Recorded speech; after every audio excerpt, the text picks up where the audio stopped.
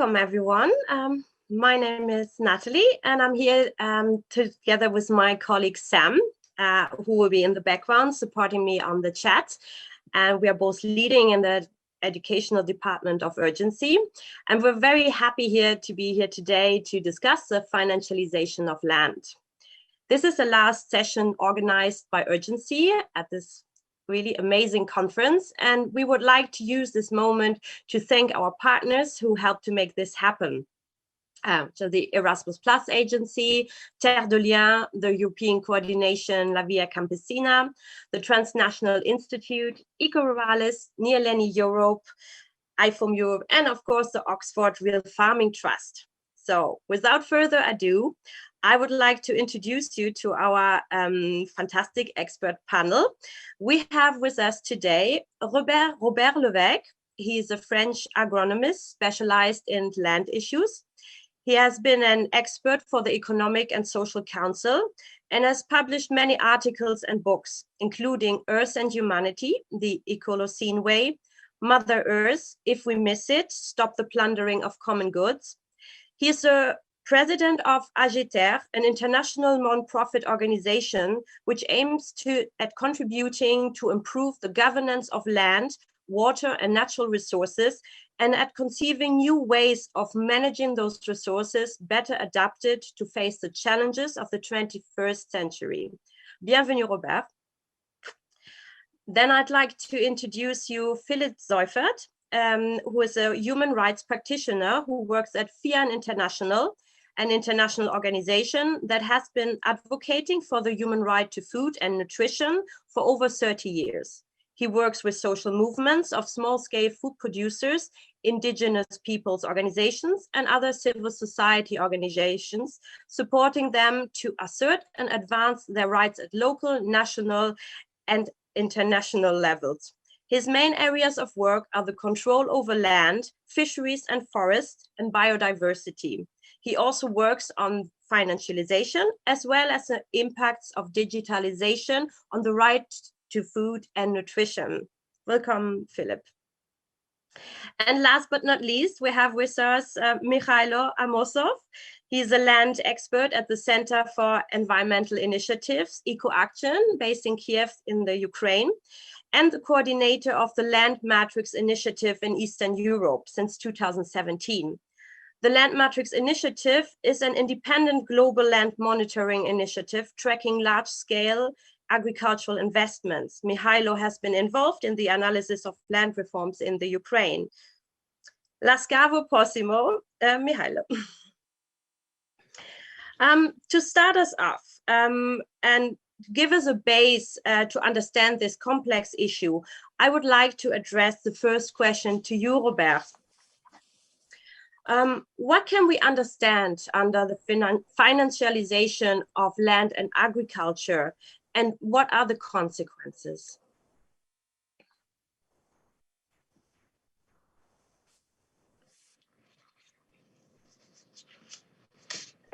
Oui, bonjour à tous. Donc, je vais essayer de répondre à cette question. Hello, everyone. I'm going to try to answer. I would like to point out that finalization of farming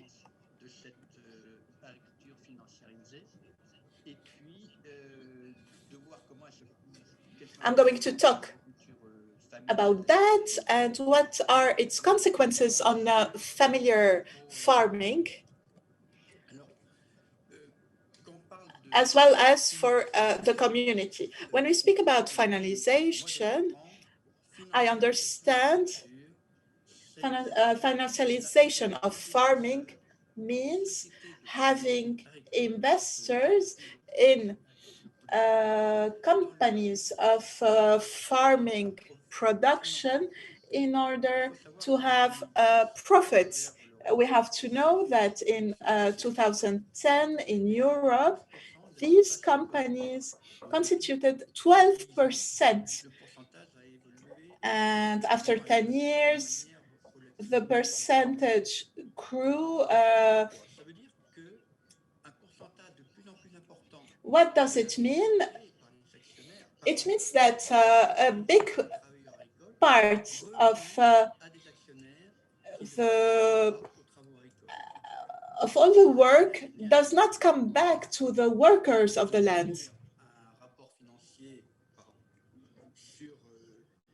So the proportion regarding the investment is not, the profits do not go to the workers. The emergence, the appearance of such companies was able to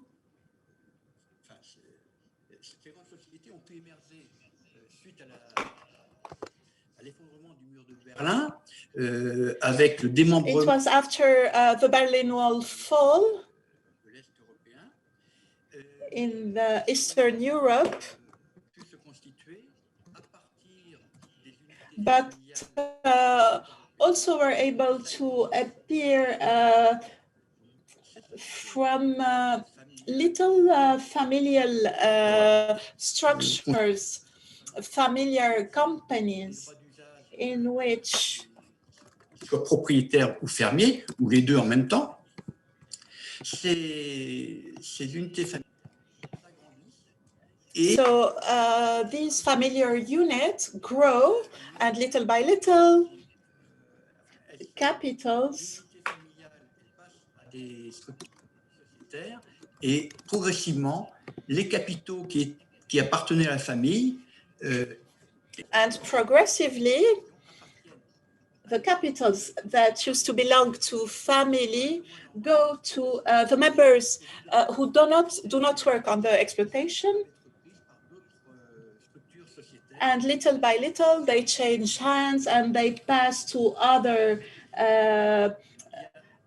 companies. There is another point that is important. The appearance of capitalist agriculture came with the simplification of the means of production on a high scale. For example, through having big lands of more than 100 hectares. Meanwhile, they used to be of less than 10 acres. And also using more and more machines, robotization, and also selection of seeds according to specific criteria. And so thanks to this technical progress, this kind of capitalistic society of main holders appeared. Another important point, as because these shareholders are oriented towards profit, they prefer to own land rather than to buy them, which means that the exploitation companies pay its owner. So this is why such societies grew in Ukraine, for example, and this is why we have big exploitation companies in Africa, for example. So we have to differentiate the ownership of land of the ownership of the company, of the exploitation company. Another thing that we can see throughout Europe is the organization of these capitalistic societies with in holdings, for example, separate international based in the UK, which uses agricultural lands in Europe They have the mother company in UK, and they have divisions in several countries, for example, Czech Republic, Poland, etc. And each one owns a different company.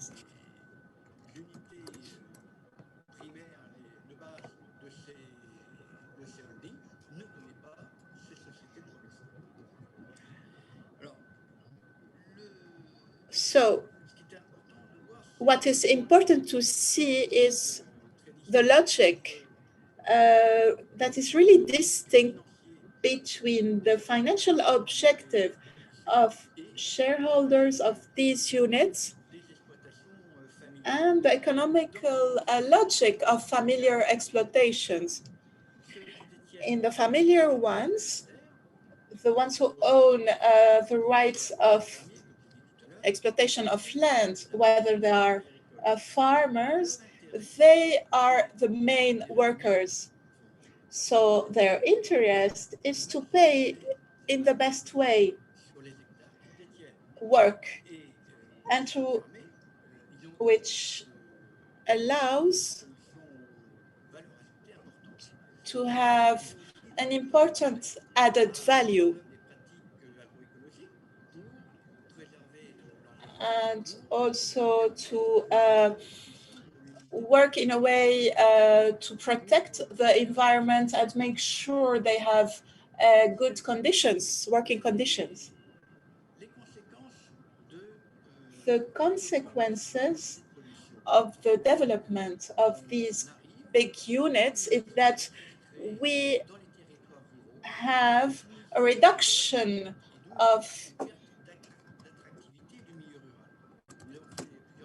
the wealth created. And we see that the added value is less in the big corporation rather than in the small familiar ones, where there is a big difference between the places of decision and places of production.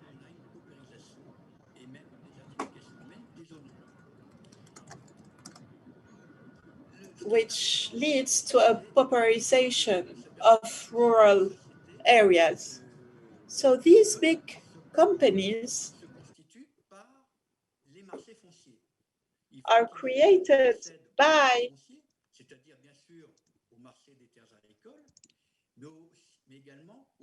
land markets,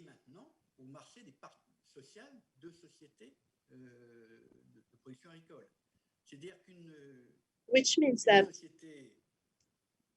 a company, a capitalistic production company will try to grow buying land or renting lands or acquiring actions, participation in other companies, exploitation companies. And these markets actually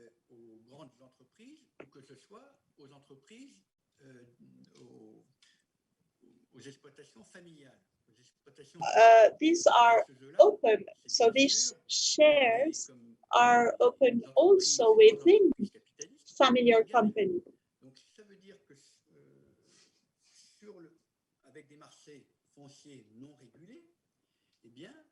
So when we have unregulated market, the big companies can have the best lands,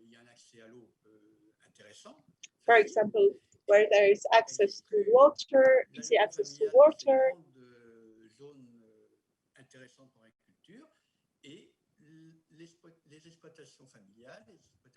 and the family exploitation are left with the most difficult lands, the most marginal ones. So, which leads to a competition between big capitalistic exploitations and family farming. Whereas we have political. L'agriculture familiale, l'agriculture paysanne à travers l'Europe.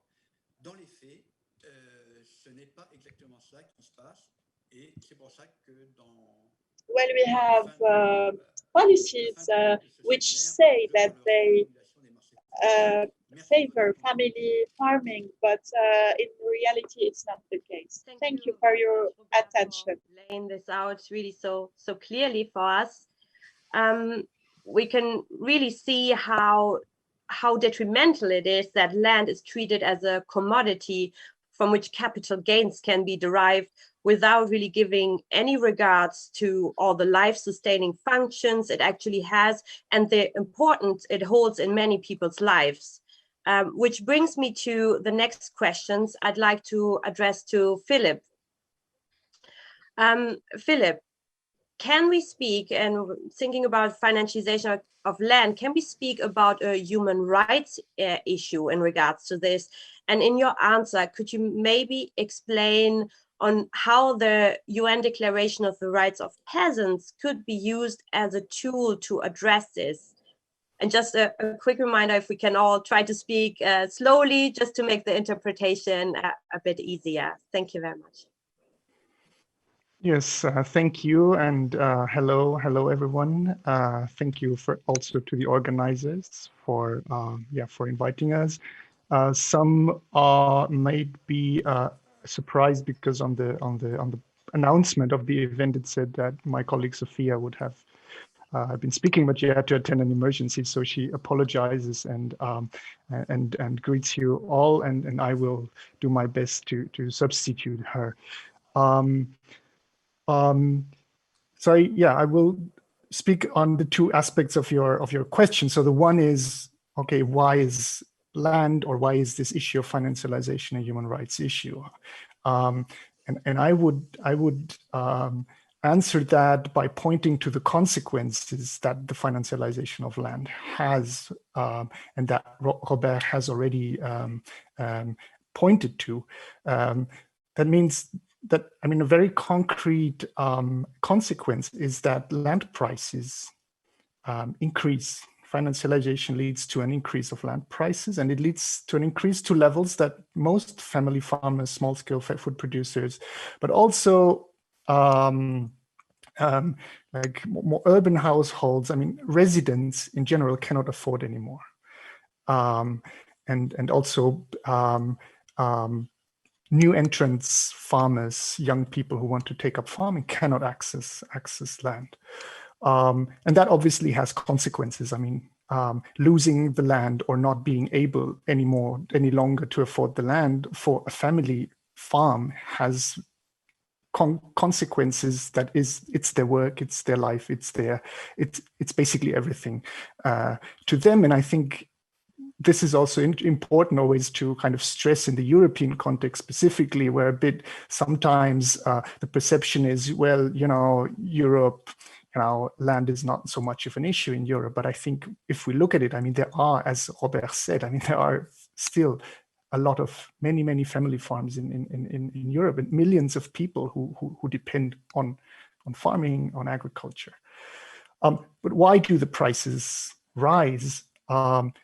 And that is a bit what Robert said, that land has become a commodity that is interesting for all kinds of financial investors, and especially for financial actors. That is,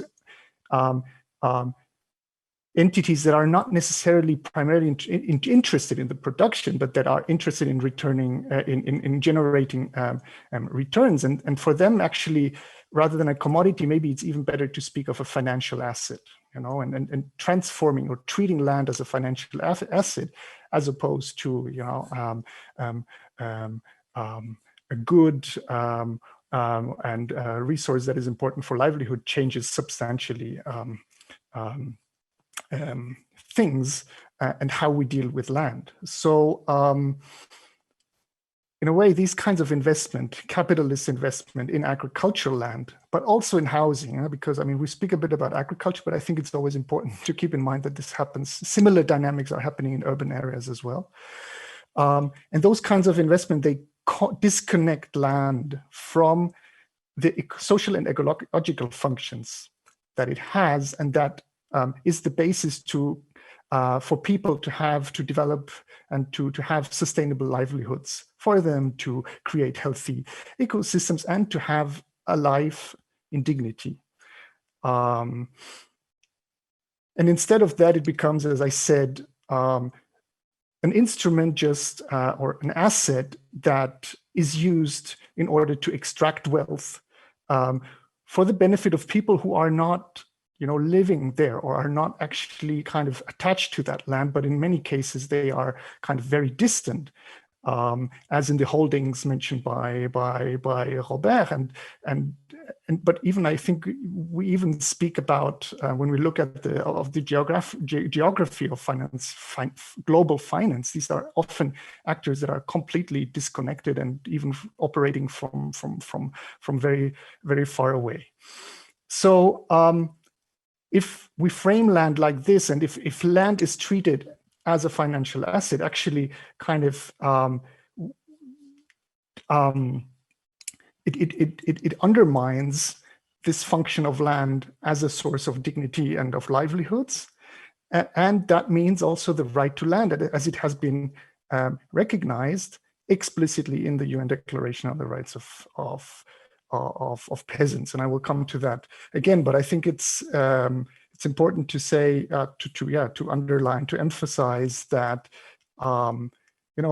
these rising prices, it's not only that people cannot buy any more land, but it's that people lose their lands. Family farms lose the lands that they have been rented, that they own.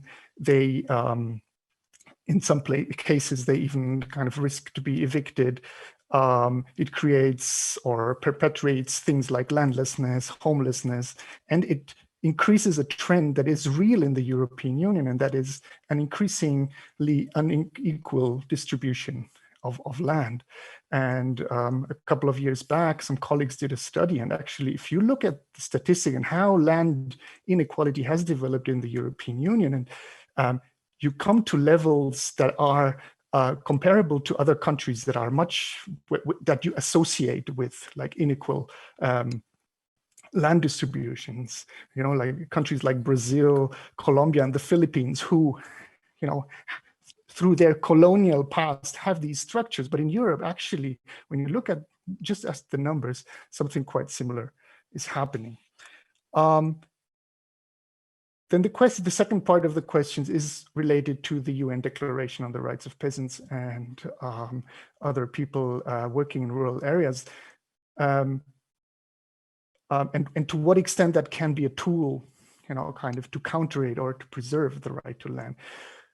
So as I said, and I don't know if everyone is familiar, but that's it's a declaration that was adopted by the UN General Assembly in 2018 in December, so a little more than 2 years ago.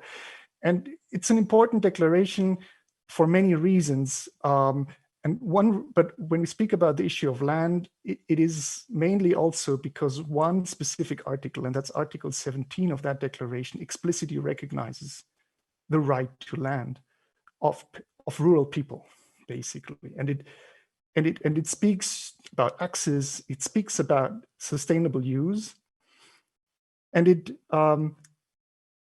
has also these different components, of kind of livelihoods, developing livelihoods, to have a place to live in security, to live in dignity, and also the cultural links that land has for rural people.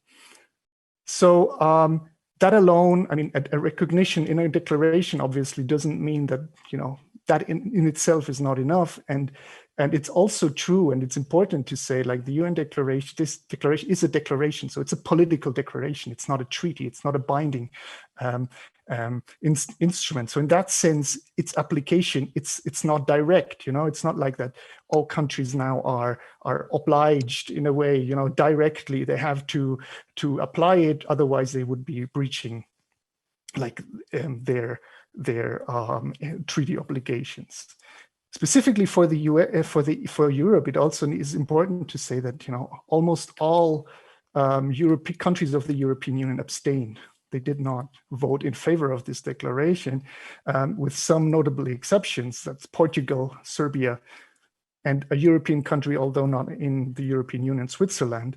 But there were also countries that voted against: Hungary, Sweden, UK. So it's not easy to work with the declaration in the European context specifically, but I still do think that, I mean, when I say it's not directly, it doesn't apply directly, that doesn't mean that it's not relevant for the European context. And a lot of peasant organizations and networks have been working with European governments and with the European Union also to kind of to make that point that the declaration is always so relevant for Europe. And I think it's still like this recognition, which is for the first time, this explicit recognition of the right to land still is an important reference, to strengthen claims and to ask for legal reforms and to kind of challenge that conception of land as a commodity, as an asset, and emphasizing this other function, the socio-ecological function, and the issues of the community and democratic control over land and a more equal distribution. But it's in a way, it's not a legal issue only. It's more of a building political power, kind of to change policies, and it's there where the declaration can have a value and can be an important tool. Thank you very much, Philip. And I think that was very enlightening just to hear how such a declaration is the first step maybe to, for land reforms and something that we can hold in our hands. So that gives us, as you say, to build political power. And I'd like now to speak to Mikhailo. And you've been analyzing land reforms in the Ukraine, and you've also been involved in developing a tool called the Land Matrix. And can you tell us a little bit more about the very interesting situation in Ukraine and also your work on the Land Matrix? Yeah, okay. Hello, everyone. Thank you for invitation. That I think I was invited because of our bad experience of financialization of land in Ukraine, as you may know. Yeah. So my organization, Eco Action, involved in different fields of expertise, let's say. It's not only land, but also climate change policy, energy efficiency, maybe you know about transition of coal regions. So more, as you see, more environmental issues we try to solve in Ukraine. And in some day we came to agricultural issues because local communities, rural communities, were asking us about help, consultancy, how to deal with a huge agricultural company in their region, which has a really big impact on environmental and social life in this area. I mean, especially in central Ukraine. It was in central Ukraine, and we tried to help them. And first of all, it was like in legislation way, and next our step was like national campaign in agricultural policy, and first of all environmental policy, how to make better control over agricultural companies in Ukraine, because it's really bad one in Ukraine. And there is also important issue, land, of course, because agriculture based on land. And in 2017 we started to monitor situation with large-scale land acquisitions in Ukraine and in Eastern Europe, as you mentioned, this initiative Land Matrix. And it's for us, it's monitoring tool, but also we are trying to analyze situation with large-scale land acquisitions in Ukraine. And maybe you can put my first slide, please. Sam, can you please put my slide? Yeah, so we are collecting information about large-scale land acquisitions in Ukraine, and you can see that in Ukraine we already collected about 280 deals, which is bigger than 200 hectares. Yeah, and all these deals were in these deals were involved only foreign investors. It's very important. Yeah, and here you can see top 5 agro holdings in Ukraine. Robert already mentioned holding structures in agriculture and financialization of land. And very interesting that all these holdings not own land. It's not private property. All this land is leased by them, and it's specifically, it's very specifically for Ukraine because of land moratorium in Ukraine, which is in force since 2001, and everybody can only lease land from private people, or I mean citizens of Ukraine, or from the state. And since July 2021, physical persons will get opportunity to buy land. Entities, legal entities, will not allow to this land market on the first stage, but from 2024, legal entities also will get the right to buy land from private and state and also legal entities. But for now, I see that, and we see that private, not private, legal entities not interested to buy land because they can get this land through land lease agreements, and it's really long-term lease agreements for 49 years, for example. So it's already control over land and over land resources in huge amounts. And for example, from this top 5 agro holdings, you can see this company NCH Capital. It's pension fund from United States, and it's not agricultural company actually. And as for others, this company is also not from agricultural field, let's say. They earn their money from trade, from stock exchange, I don't know, from trading actually, from trading around the globe, and then they came to agriculture and bought almost everything in Ukraine. And you see this only top 5, and there is 100 companies with land in operation over 10,000 hectares. Yeah, and it's not. It's quite huge even for Ukraine, because we expect, and our organization, my organization, EcoAction, we would like to shift this agricultural development. I mean, development of agro holdings in Ukraine, and move it to small and medium farms, which we see is alternative for this agro holdings. And we expect that it will be much better for Ukraine. It's not ideal, but it's much better for Ukraine than several big companies.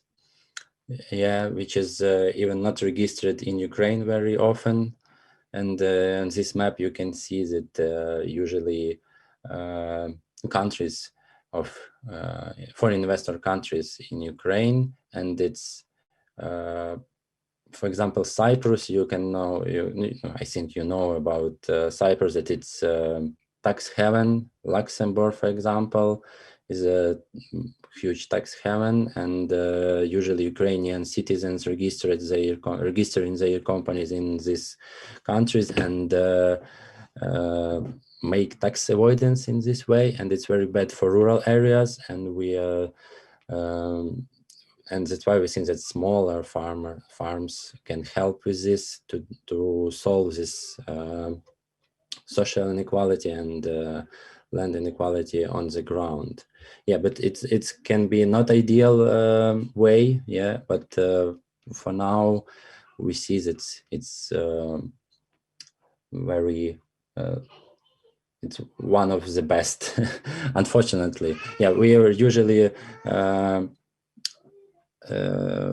use this experience of France with SAFER. We are talking about control over land acquisitions from such organization as SAFER, but in Ukraine it doesn't exist for now. Yeah, but we expect that soon it will be appeared because it's really needed for Ukraine.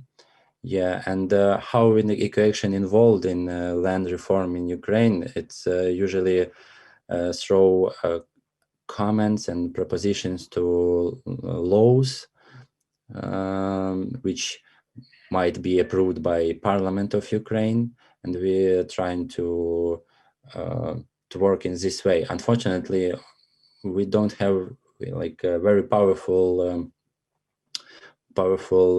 farmers movement of farmers in Ukraine, and only several organizations are really farmer organizations, you know, because in Ukraine farmers really depend on Agro Holdings actually, and they work together, and unfortunately they don't independent these farmers in Ukraine. So, and we are a really small organization to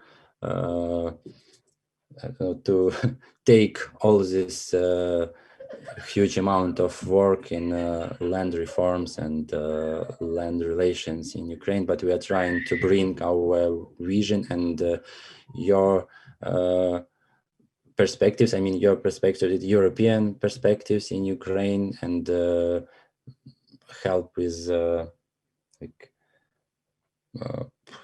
rise of awareness, let's say rise of awareness on land relations, how to build this better, and yeah, something like that. I would like to answer on any questions you are interested. Yes, that's it from my side. It's like. Thank you very much, Mikhailo. I was just wondering, had a look at the Land Matrix website there, and so how do you gather the data for it actually? Yeah, we collect data from open data sources, such as government sources. We have anti-monopoly committee, for example, which gives this approval, permissions to acquire companies with land, and how it works actually in Ukraine. So big companies come to Ukraine and looking for good agricultural farm in any part of Ukraine, and then ask about anti-monopoly committee to merge or acquire this company with land. And after permissions from anti-monopoly committee, only then company can make this takeover of company. Yeah, and another resources, it's research. I mean, researchers, like scientific researchers, media reports and annual reports of big companies, because a lot of companies is like public companies based on stock exchange, and they should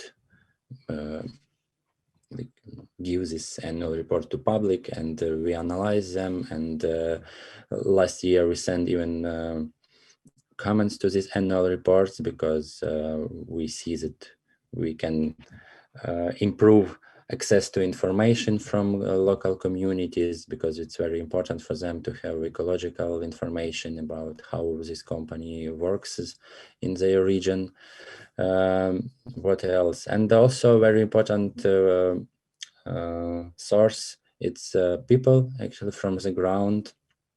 We collect information from them about large-scale land acquisitions, and trying to keep their information about them from public actually. Yeah, and yeah, that's it. I think it's like main sources for us. And yeah, if you see any contradictions, any mistakes in this data, you can write to us, and yeah, we are open to any comments and propositions. Yeah, I know that Philip some time ago had some questions to how we collect data. Yeah, and unfortunately, it's not ideal for now because a lot of information is closed actually from public, and even for example in Romania, it's quite difficult to get information about farms which were merged with or bought by international companies. Yeah, so thank you we're very trying much to improve this data. Yes, yeah, well, one important thing we can see is transparency is needed and how. Ce qui est important, c'est la transparence. Et, et bien sûr, il y a des raisons à cela. Alors, il nous reste encore un peu de temps. J'aimerais revenir à Robert, car vous avez parlé de la SAFER. Robert. Of what the SAFER actually does for those who don't know it.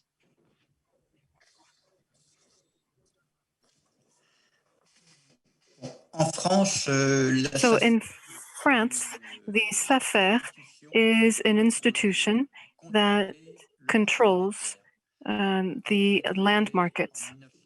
It was created in 1960, and starting from 1960, any plan to sell must be publicized so that the SAFER allows the sale or not. The SAFER can refuse a transaction to go through and can even buy the land instead of the person who originally had planned to buy. And so these SAFER all over France still exist, and they can intervene on land markets, but they cannot act on shareholders and shares of companies. And so it is an instrument that has become sort of obsolete. Thank you very much, Robert. And just coming back to the tools, because we were talking about different tools, and you just mentioned that tool is actually not usable actually for the needs of restoring land rights. And can we hear maybe, Philip, do you have any other ideas, or can you give us some other ideas of tools that can be used actually for activists, for advocates? Actually, I mean, I think it's a very good question. I think that's precisely the question that is, I mean, that is one of the questions now. I mean, in the sense that, as Robert said, you know, if you see for the SAFER, and the SAFER has different positive aspects and negative aspects, but for example, this part that this issue of, you know, that they don't actually apply to when companies or when investors don't actually buy the land but buy shares of companies that own land, then and that's, let's say, that's one of the mechanisms that financialization has created, that financial actors have created to circumvent laws. I mean, there are similar. I mean, Germany, for example, does not have an institution like the SAFER. But there was a case several years ago, also of a similar case, where actually there was a legislation in place, a national legislation in place that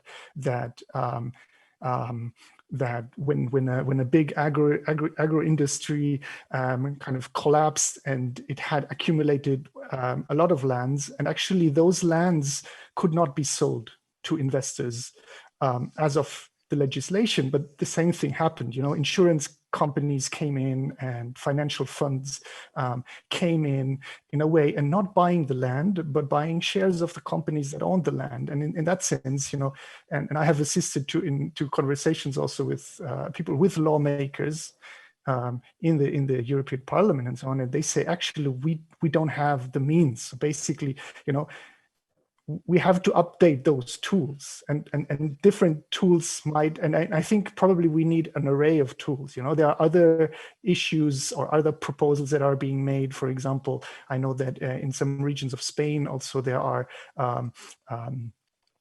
proposals or in place measures to kind of create land banks, you know, kind of to have, you know, also public proactively intervening in the land market, and in a way kind of taking some, I don't know, lands out of the markets, and have these kinds of mechanisms. What I do think, and I think it's interesting that this discussion, and I mentioned it earlier, it's not only happening in rural areas, but it's also it's a very hot topic in urban areas. And maybe there are also some actually quite radical demands have been made by the urban and right to housing groups. For example, I don't know if some of you are familiar with the discussion that has been taking place in Berlin, so the German capital, for several years, where actually housing prices have skyrocketed and people have not been able anymore to pay their rents. And actually what I think that discussion, there was a strong social movement to actually ask kind of, isn't there at some point a need for the public, for the state authorities to step in and kind of limit the amount of units and of land or of apartments that some of these financial firms can actually own? And there, I think that's a question, and I think it's interesting that in the European context we have come to this point where we say, where you say, well, you know, the market, or everybody is always about the market, but maybe, you know, at some point, you know, there are issues that cannot be resolved by the market. And even at some point, you have to ask the question, okay, in cases where you have such a great deal of concentration, actually, maybe you need also some kind of mechanisms, and you need even redistribution of some of this, because it's not just enough kind of to put in place safeguards, but you need more proactive policies. And I think it's interesting that those discussions are happening. I think, as I said before,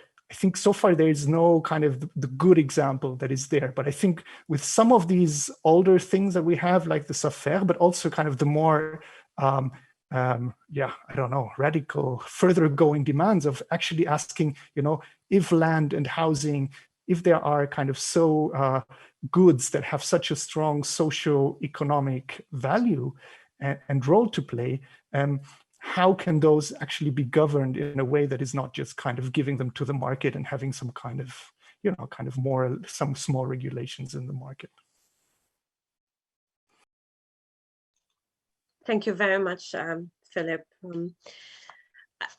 We have a few questions from the audience. I see time is running off, but if we could bring in Sam, and you could let us know what the audience is actually asking.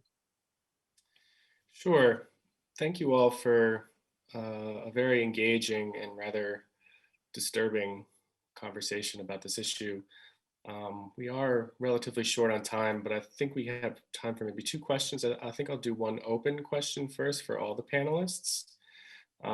Since this session really was about exploring some of the ongoing problems, perhaps this first question can start addressing what can be done, kind of following up on what Philip was just saying. So this comes from Jocelyn, who asks, could any of you please name concrete steps that could be taken at the EU level in the near future to regulate the land sales and limit the concentration of land in the hands of just the few?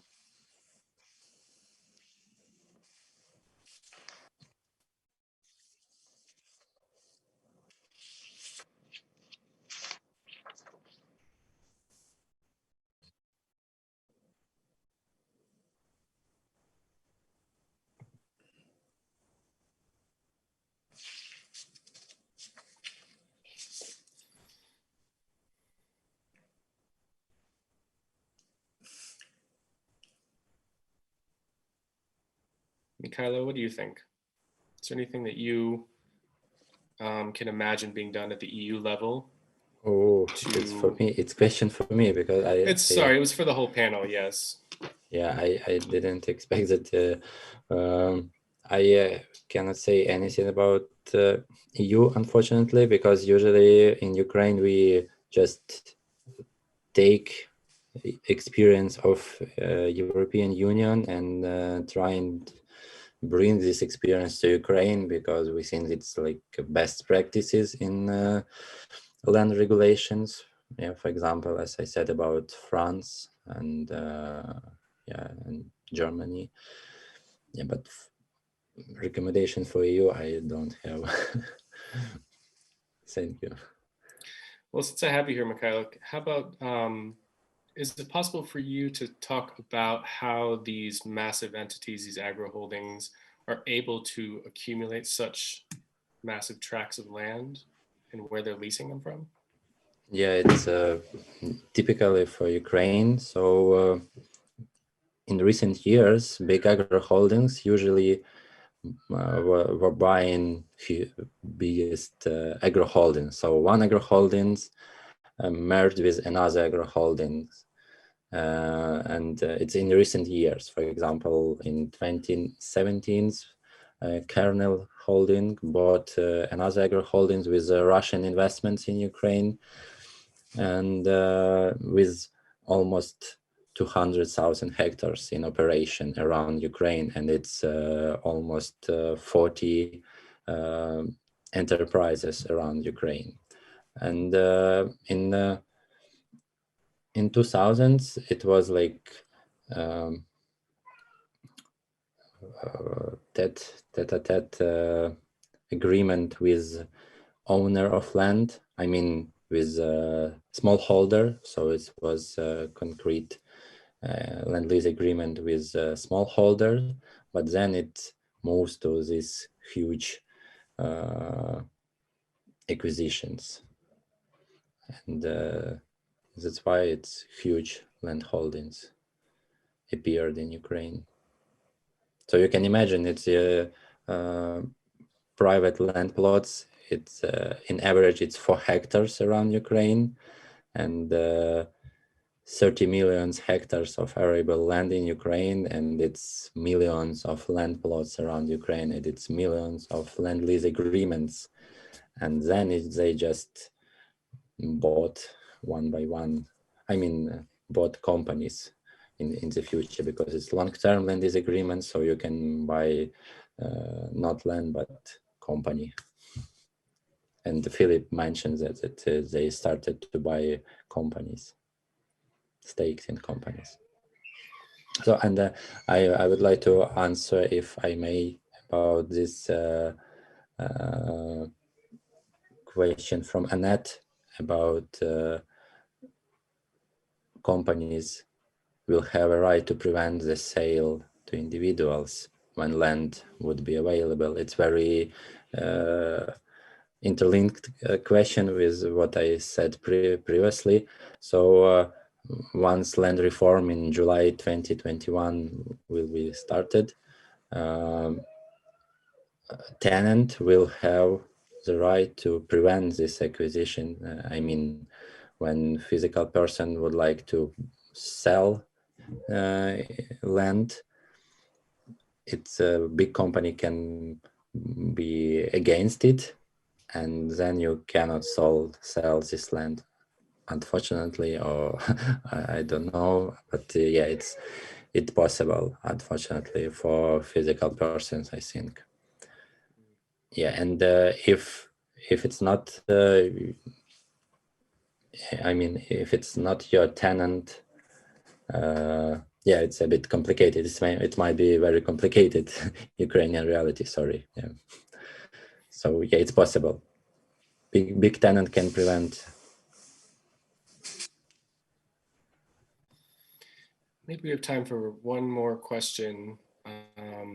We have a question here from Sally, who asks, and this is for anyone, for any of our 3 lovely panelists, are there any campaigns to expose and or shame institutional investors like the pension funds for their role in land speculation? So are there any ongoing campaigns or advocacy efforts to name and shame these perpetrators of land concentration?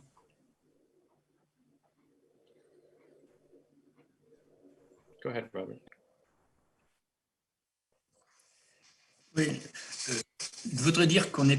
Yes, I'd like to say that we do have tools to counter the influence of finance on agriculture.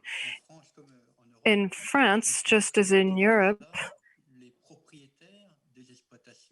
we are allowed to know who are the final beneficiaries of a farm. The European Union set up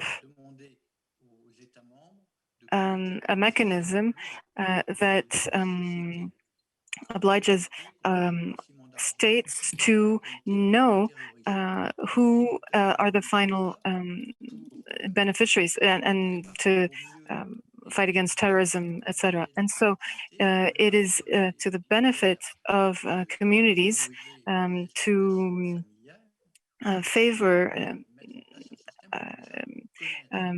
for small family farms. It is something that could Robert, be used. I'm sorry, I'm going to have to just jump in and interrupt you. We're coming right up against the end. Thank you very much. But we do have to conclude the session now. Natalie, we'll hand it over to you to just wrap things up. My apologies, Robert. Yes, thank you, Sam. And sorry, time has run out, unfortunately, already. And I would like just to take the time to thank Robert, Philippe, and Mikhailo, and also the interpreters for supporting us here. And yes, it is an ongoing discussion. I think we'll have much more to talk about that, and we hope that here at Urgency will hold some more conversations about that. So thank you very much.